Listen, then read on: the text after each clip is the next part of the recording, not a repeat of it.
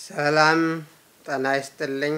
የኦሪት ትምህርት ተከታታዮች እንደምን አላችሁ እንደምን ሰነበታችሁ የእስራኤል ቅዱስ አምላክ ፈቃድ ቢሆን ዛሬ የምንማረው የኦሪት ትምህርት ክፍል ባዕድ አምልኮትና ጥንቆላ የሚለውን ተከታታይ የኦሪት ትምህርት ይሆናል ዛሬ የምንማረው የጥንቆላና የባዕድ አምልኮ ትምህርት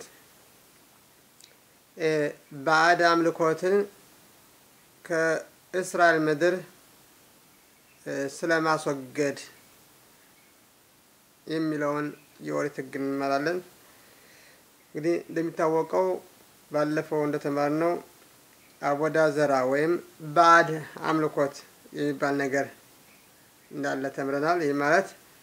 ከአንድ ፈጣሪ ውጭ እና ከአንድ የኦሪት ሕግና ሥራ መመሪያ ውጭ የሆኑት በሙሉ እነዚህ ባዕድ አምልኮ ወይም አቦዳ ዘራ በመባል ይታወቃል ማለት ነው በእርግጥ በአስሩ ትእዛዛት ላይ ሁለተኛው ትእዛዛት ሎ የልኻ ኤሎሂም አኸሪም ይለናል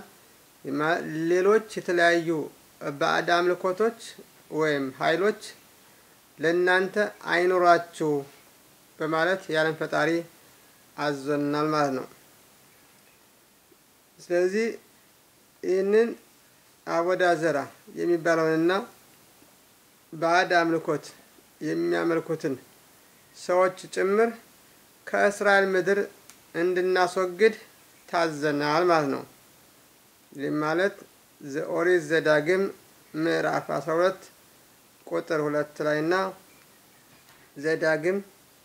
7:14 ላይ ተጠቅሟል ማለት ነው 7:5 ላይ